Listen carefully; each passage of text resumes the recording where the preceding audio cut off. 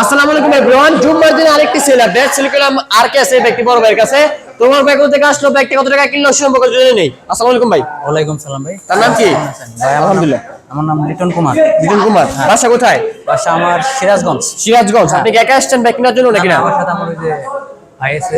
ও আচ্ছা, ভাই আছে সাথে নাকি? এটা ভাই। তো ভাই ব্যাগটা কিনে গিয়ে চালাচলে দেখছেন, ভালো লাগছে? হ্যাঁ বাইকটার বাইকের যাবতীয় পেপারস কাগজপত্র বুঝে পাইছেন? হ্যাঁ অবশ্যই আমার হাতে এখন ও আচ্ছা, এটা কি ওয়ান টেস্ট অবস্থা আছে না? হ্যাঁ, on test অবস্থা আছে। শোরুম ফাইল কিন্তু বাংলাদেশের যে কোনো প্রান্ত থেকে উনি চ্যানেল নাম্বার করলে করতে পারবে ইনশাআল্লাহ। ফাইলিং তো বুঝে দিয়ে দিছি ইনশাআল্লাহ।